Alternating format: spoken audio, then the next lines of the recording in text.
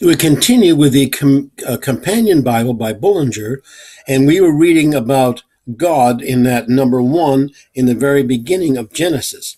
And when we were reading about God, one of the first places it said to see an app right after God as the creator, and that app is perhaps one of the most fascinating in the entire book.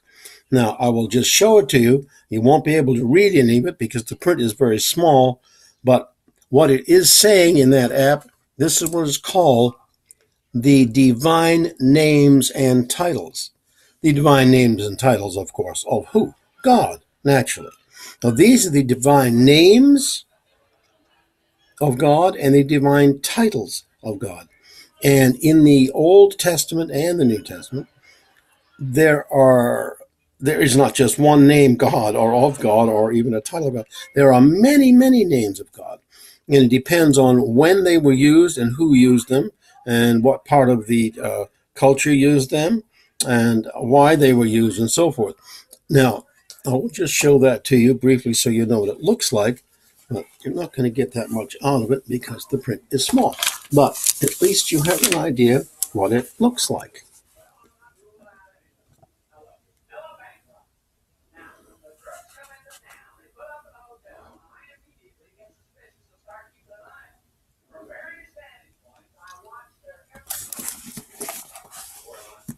So you see that, and as we read some of this, it will give you an idea of how important this is. What we'll do now is read a small portion of this app number 4 called The Divine Names and Titles of God. 1. Elohim occurs 2,700 times. Its first occurrence connects it with the creation and gives it its essential meaning as the creator. It indicates his relationship to mankind as his creatures. See notes on 2 Chronicles 18 and 31, where it stands in contrast to Jehovah as indicating covenantal relationships. Elohim is God the Son, the living Word, which creates form to create, and says, see John 1:1, Colossians 1:15-17, Revelation 3:14, and later with the human form to redemption, see John 1:14, begotten of the Father before all worlds, born of his mother in the world.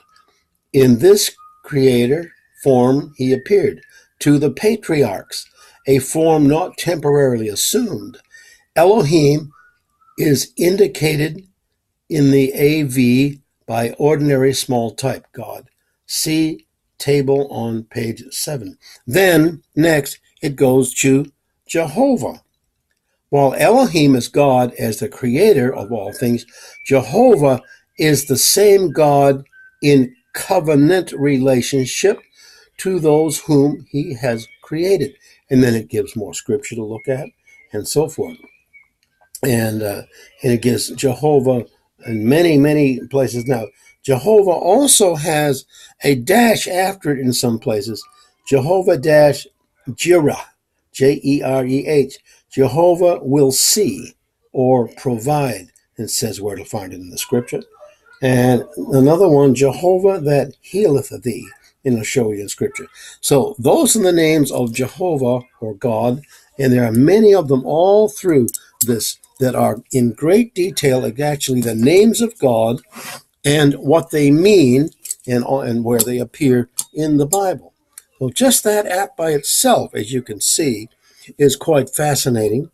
And we haven't really gotten into the notes that much yet. We might do that the next time. But this gives you a good idea of how interesting and how subtle the Bible is, the Companion Bible, B.E.W. Bullinger.